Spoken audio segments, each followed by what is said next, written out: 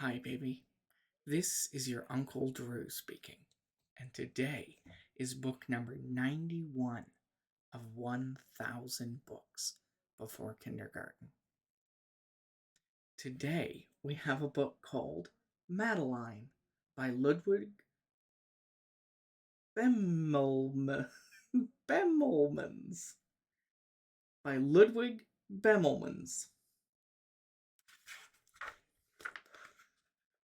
Madeline. Story and pictures by Ludwig Bemelmans. In an old house in Paris that was covered with vines lived 12 little girls in two straight lines. In two straight lines they broke their bread and brushed their teeth and went to bed. They smiled at the good and frowned at the bad. And sometimes they were very sad. They left the house at 9:30 in two straight lines, in rain or shine. The smallest one was Madeline. She was not afraid of mice. She loved winter, snow, and ice. To the tiger in the zoo, Madeline just said, "Pooh, pooh." And nobody knew so well how to frighten Miss Clavell. In the middle of the night, Miss Clavell turned on her light and said, "Something is not right." Little Madeline sat in bed, cried and cried. Her eyes were red, and soon after Dr. Combe came, he rushed out to the phone. And he dialed Danton 106. "Nurse," he said, "it's an appendix." Everybody had to cry. Not a single eye was dry. Madeline was in his arm, in a blanket safe and warm.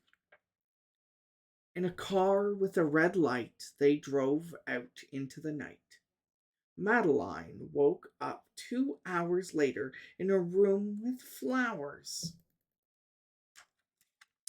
Madeline soon ate and drank. On her bed there was a crank, and a crank on the ceiling had the habit of sometimes looking like a rabbit.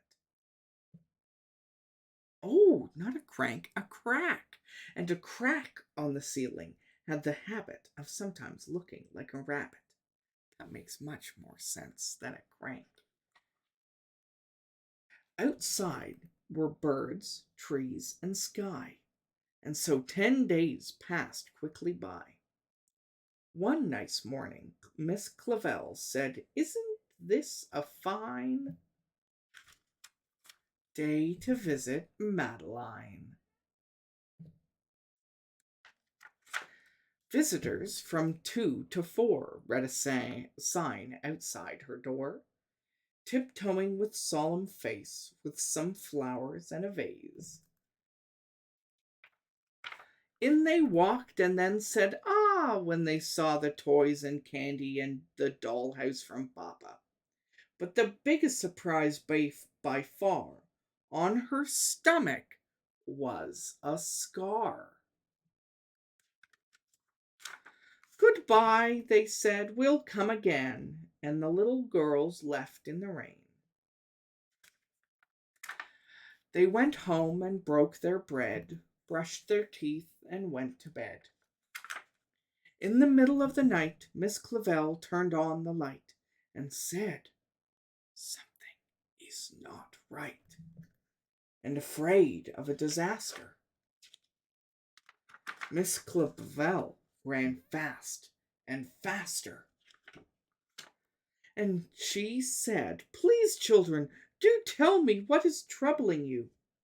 And all the little girls cried, "Boo-hoo! We want to have our appendix out too." Good night, little girls. Thank the Lord you are well. And now go to sleep, said Miss Clavel. And she turned out the light and closed the door. And that's all there is. There isn't any more.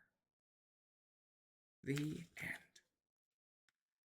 That's the end of the story for today. But remember, Uncle Drew loves you.